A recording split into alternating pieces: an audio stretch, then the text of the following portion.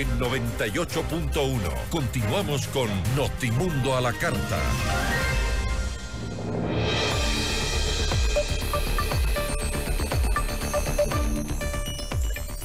El expresidente de Perú, Alberto Fujimori, falleció este 11 de septiembre a los 86 años en su residencia en Lima, tras una larga batalla contra el cáncer. Confirmó su hija y heredera política, Keiko Fujimori. ¿Qué huella dejó Fujimori en el Ecuador? La entrevista a la carta, en diálogo directo con los protagonistas de los hechos. Nos acompaña a esta hora el expresidente del Ecuador, Yamil Mahuad. ¿Cómo está? Muy buenas tardes. Gracias por estar con nosotros. Gracias, Gisela. Gracias por su invitación. Es un gusto estar aquí. No, a usted muchísimas gracias. Alberto Fujimori irrumpió en la política en 1990 y desde entonces dividió a la sociedad de Perú. Esa división, que se vive hasta el día de hoy, separa a los que lo ensalzan al considerar que salvó a su país del terrorismo y el colapso económico, y los que remarcan que fue un autócrata que cometió graves violaciones a los derechos humanos. ¿Cómo lo recuerda usted? ¿Cómo lo recuerda el expresidente Yamil Mahuad? ¿Como el salvador o como el autócrata? Bueno, los seres humanos tenemos muchas facetas. Y como cuando una luz, la luz del sol pega en un cubo, por ejemplo, sale la luz por muchos lados. Así es un ser humano cuando la luz de la verdad le impacta. La luz se refracta y uno puede ver ciertas partes, pero no puede ver todo. Entonces, su pregunta es muy buena, Gisela, porque dice, ¿cómo lo recuerdo yo? Y yo puedo hablar de la faceta de Alberto Fujimori que conocí y bastante bien, porque nos tocó estar juntos en un momento decisivo de la historia, a punto de que se produjera otra guerra entre Ecuador y Perú, y que logramos terminarla con el Acuerdo de Paz de Brasilia en el 98. El Alberto Fujimori que yo recuerdo es un hombre muy inteligente. No olvidemos que él estudió no solamente ingeniería, entonces tenía la inteligencia lógica de un ingeniero, porque hay diferentes tipos de inteligencia. Él tenía la lógica de un ingeniero, pero además era un matemático. Por lo tanto, esa lógica llegaba a niveles de abstracción muy altos. Pero además estudió agricultura. Entonces, tenía una conexión con la realidad muy fuerte, con los, entre comillas, pies en la tierra, diríamos. Esa es una parte de Alberto que yo recuerdo. ¿Y por qué? Aparte de eso, era una persona que tenía metas, tenía objetivos, un gran planificador. Él trazaba el camino paso a paso como llegamos allá. No le gustaba distraerse, perderse, gastar recursos innecesariamente, tiempo innecesariamente. Y como a ambos se nos puso como objetivo alcanzar la paz entre nuestros países, pudimos cada uno desde su lado cooperar para ese propósito. Ahora, sea de lado que sea que se lo vea al expresidente Fujimori, usted ha dicho que el ser humano tiene diferentes facetas y cada quien lo ve de una manera distinta. ¿Por qué cree usted que la huella del paso de Fujimori por la presidencia quedó tan grabada en la historia? Sobre todo en su país. Ajá, porque como decía Ortega y Gasset, yo soy yo y mis circunstancias. No se puede analizar las acciones de un ser humano si no se entiende el contexto en el cual tuvo que moverse.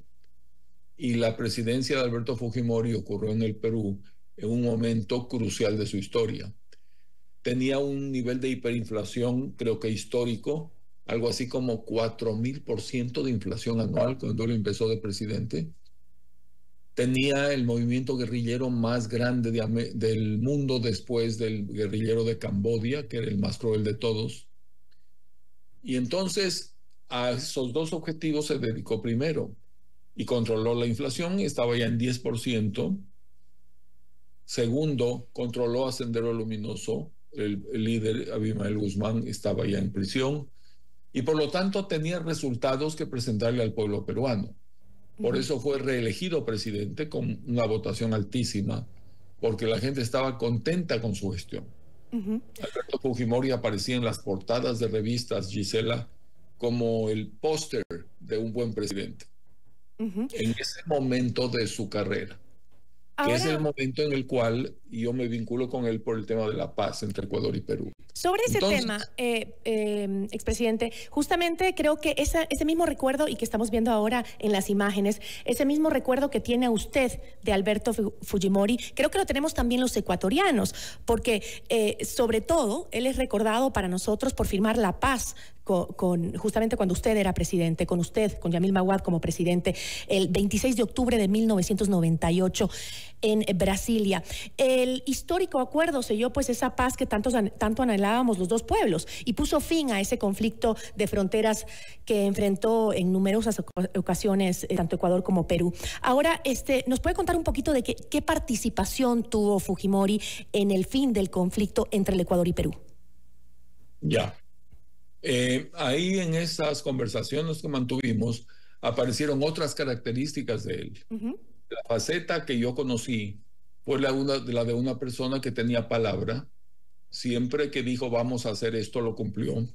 Nunca utilizó un camino torcido, un subterfugio.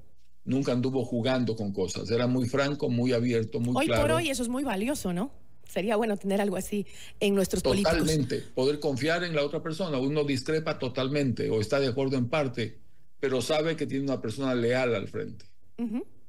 Segundo, tenía el objetivo de la paz entre ceja y ceja porque pensaba que eso era lo que le convenía a su país. En eso coincidíamos totalmente. No queríamos gastar dinero en armas. Queríamos cortar el presupuesto militar, dedicar eso a proyectos sociales. Creíamos que podíamos cooperar los dos pueblos. Fíjese, Gisela, que las economías de Colombia y de Ecuador son competitivas. Producimos más o menos lo mismo. Las economías de Perú y de Ecuador son complementarias. Entonces, el intercambio comercial entre los dos países en un ambiente de paz iba a subir muchísimo, como después ocurrió. En esas conversaciones, fue muy fácil entendernos desde el punto de vista de la franqueza, de la claridad, de plantear el mismo objetivo, la paz. Tuvimos que sortear una serie de dificultades, ya se imaginan, no fue fácil para nada. ¿Cuáles fueron esas dificultades, Yamil? ¿Qué condiciones se dieron justamente entre ustedes dos, los dos mandatarios de esa época, para poder finalizar con un conflicto que era histórico? Yo le decía, todo proceso de negociación ocurre en un contexto. ¿Y cuál era el contexto ecuatoriano? Fujimori visitó el Ecuador como presidente del Perú cuando Sixto Durán era presidente. Y Ecuador lo recibió a Fujimori con los brazos abiertos. Salieron juntos, me acuerdo, con sus familias a pesar. Las primeras páginas de los periódicos decían: miren lo bien que se llevan, la paz está cerca, vamos a entendernos. Había un gran optimismo. Y de pronto vino la guerra de Tiwinsa. Entonces, muchas personas en el Ecuador dijeron: recibimos a este presidente Fujimori con los brazos abiertos y luego nos invadió y mató a nuestros soldados. Moraleja: nunca más vuelvas a confiar en esta persona. Y ahora asumo yo de presidente y me dicen que 4 días más tarde, yo asumí el 10 de agosto, que el 14 de agosto iban a invadir los peruanos nuestro territorio. Un comienzo terrible en la situación en la que estábamos, asolados por el Niño, sin exportaciones, etc. Pero la lógica nos obligaba a hablar con él. Usted no hace, Gisela, la paz con sus amigos. Para entrar la paz tiene que hablar con los enemigos, que es bien contraintuitivo. A nadie le gusta hablar con un enemigo, pero solo con los enemigos se puede llegar a la paz. Entonces, en el discurso de posesión de presidente, yo lo invité a dialogar. Alberto aceptó esa invitación y tuvimos reuniones. Tuvimos 10 reuniones en 77 días, de más o menos una por semana. Y firmamos la paz en 77 días. Entonces, eso solo fue posible porque fuimos desbrozando el camino entre nosotros, pero además de la negociación Ecuador-Perú, cada uno de nosotros tenía que negociar dentro de su propio país, con los diversos grupos sociales, con el Congreso, con las Fuerzas Armadas, con líderes de opinión, con ONGs, con movimientos sociales. Y esas eran negociaciones que se producían simultáneamente, porque un presidente puede quedarse sin apoyo de su propia gente y entonces ¿cómo negocia con el otro país, con el, entre comillas, enemigo? Ahora, todo eso se fue desglosando y al final logramos sacar la paz adelante. ¿Y considera usted que la relación entre ecuatorianos y peruanos mejoró gracias a esa gestión que se hizo por la paz? Le doy un ejemplo reciente, la semana anterior. Hubo unos incendios en muchas partes del país y entre ellos en la provincia de Loja. Yo nací en Loja, o sea, soy muy sensible a temas de frontera desde niño. Y en la zona que se llama Quilanga, había un incendio que había pasado ya de las 3.000 hectáreas. Y de pronto recibo unos mensajes con unos videos de unos helicópteros peruanos que bajaban unas grandes recipientes, recogían agua e iban a apagar el incendio en el Ecuador, no en el Perú. Y los mensajes que yo recibía era, antes veíamos un avión de la Fuerza Aérea Peruana encima de nuestro cielo y teníamos el peor terror del mundo, venían a bombardear. Claro. Ahora vienen a ayudar. Esto solo es posible por la paz. Ahora, Fujimori abandonó en diciembre pasado justamente la cárcel de Lima, en la que pues cumplía una condena de 25 años por delitos de lesa humanidad, luego de que el Tribunal Constitucional restituyera el indulto humanitario que le había otorgado en 2017 el entonces gobernante Pedro Pablo Kuczynski. Esa decisión fue adoptada en desafío a las órdenes de la Corte Interamericana de Derechos Humanos y pues él volvió a la cárcel, ¿no? Como sabemos. Ahora, ¿podemos separar las decisiones de un mandatario con los actos que también vulneraron muchos derechos humanos? Yo creo que los seres humanos somos indivisibles, somos lo que somos y tomamos decisiones y realizamos actos. Y en los momentos de la muerte, como es el caso ahora en el caso de Alberto, son momentos de balance, Gisela. Y su pregunta es muy buena en ese sentido. Entonces, si ponemos en el un lado las cosas buenas que dejó Alberto y en el otro lado las cosas malas que se produjeron, el balance es bueno o malo en resumen. Hay un haber o hay un saldo negativo. Yo creo que él deja al Perú, lo dejó primero cuando dejó la presidencia con paz interna, porque al haber controlado a Sendero Luminoso desapareció el terrorismo. Y vea lo importante que es eso ahora que el Ecuador vive tanta violencia. Justamente tenemos miedo de salir a la calle. Eso pasaba en Lima, no había cómo ir a un restaurante. Entonces, paz interna por ahí, paz con el Ecuador. Luego firmó también con Chile los últimos tratados que arreglaron los problemas fronterizos entre Chile y Perú. O sea, dejó la paz también en el exterior. Dejó arreglada la economía. El sistema de ahora del Banco Central Independiente, que es ponderado como un ejemplo en muchos países. El peruano arrancó con él. Todo eso está en la zona positiva, en los saberes. Ahora hay también en la zona negativa lo que usted señala. Cada persona, especialmente en el Perú, hará un balance de eso. Y yo lo que espero es que el juicio sea lo más objetivo posible, que los apasionados, los fanáticos a favor y en contra se reduzcan y la gente sensata ocupe la mayor cantidad del espacio crítico y pueda terminar con una situación balanceada. Y frente a lo que usted dice, expresidente, justamente ante los hechos de violencia que estamos viviendo y que también está viviendo Perú, ¿considera que las acciones de Fujimori se hubieran visto con otros ojos?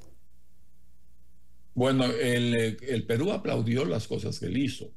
Hubo dos actos absolutamente injustificables que terminaron en dos matanzas, que son aquellas que sirven para las acusaciones, porque era la guerra más sucia que usted se puede imaginar.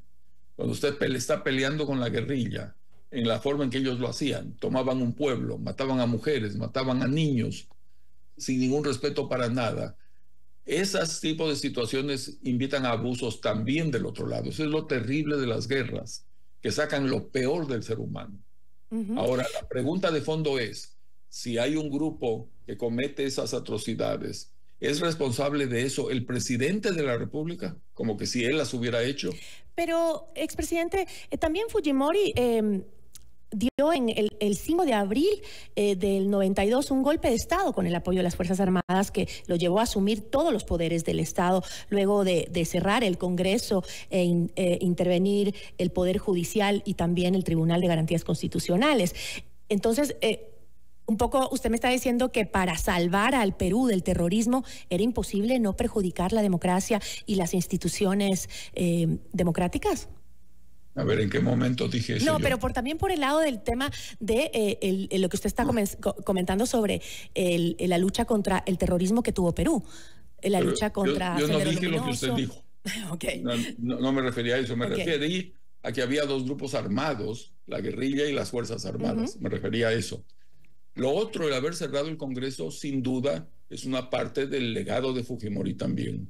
Y es un acto sumamente criticado, porque no fue un procedimiento que siguió un mecanismo democrático.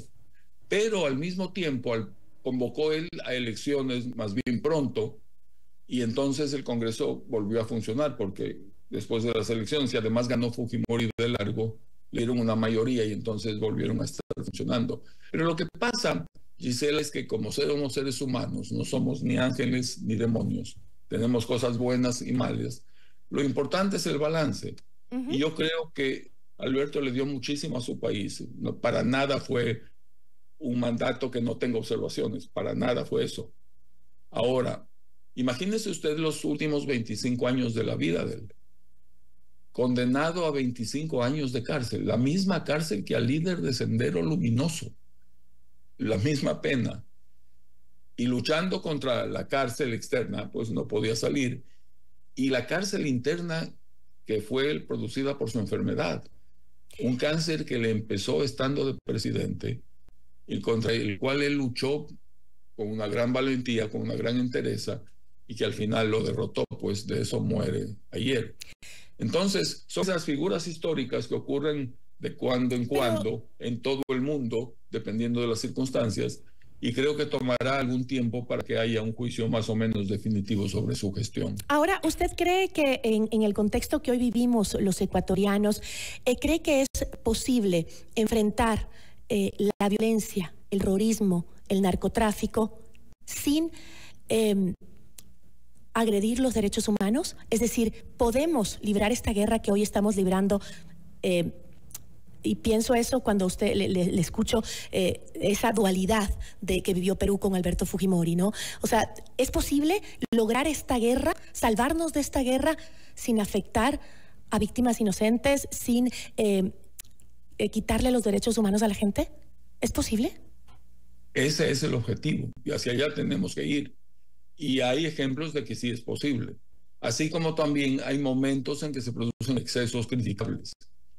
Pero fíjese, aún en guerras totales, guerras mundiales, hay lo que se llama desde el punto de vista de la ética y de la moral para casos de guerra. Hay reglas para entrar en guerras. Cuando una guerra es justificada y cuando no. Y una vez que usted ya entra en una guerra, hay reglas sobre con qué condiciones y de qué manera usted puede pelear una guerra. Por ejemplo, no está autorizado el bombardeo de ciudadanos civiles inocentes. Ese es un ejemplo. La guerra tiene que ser el mecanismo de última instancia cuando todas las otras opciones estén tratadas y han fracasado y ya no queda más. Tiene que ser proporcional a la agresión. No puede ser una cosa excesiva. Entonces, para todo eso hay normas éticas y hay que cumplirles. Así que sí, en relación a su pregunta, sí, hay que respetar derechos humanos, hay que respetar las normas internacionales sobre cómo se llevan esos conflictos. Y hay muy buenos ejemplos de que se han hecho así. Esa es la meta, ¿no? Vencer en esta guerra, pero también de la mano con los derechos humanos. Expresidente, me encantaría quedarme conversando con usted sobre este y otros temas, pero se me acaba el tiempo. Sin embargo, sí me gustaría saber si es que usted ha tuvo contacto con Alberto Fujimori en estos últimos meses antes de su fallecimiento, porque entiendo que mantenían una buena relación. Sí, yo guardo por él un gran respeto y cariño porque terminamos siendo amigos. Empezamos de enemigos y terminamos siendo amigos. La última vez que hablamos fue un Zoom de más de una hora, una vez que él ya salió de la prisión y estaba en su casa, muy afectado por su enfermedad. esa fue la última vez. Pero para una tónica positiva, Gisela, fíjese que nosotros, al tratar de la relación con Fujimori, estamos hablando de la paz, no de la guerra. Estamos hablando de la mejoría de las relaciones entre nuestros dos países, del incremento comercial, de cómo ahora se producen inversiones de ecuatorianos en Perú y viceversa, de cómo cooperamos, de cómo la amenaza de que volvamos a enfrentarnos ya no existe. Así que es un buen momento también para celebrar eso. Yo le agradezco muchísimo, muy interesante, gracias, y espero poder tener la oportunidad de volver a conversar sobre otros temas que hoy vivimos en el país. Muchísimas gracias, expresidente. A usted, Gisela, por la invitación. Una buena tarde. Nos acompañó Yamil Mawad, expresidente del Ecuador. Inmediato.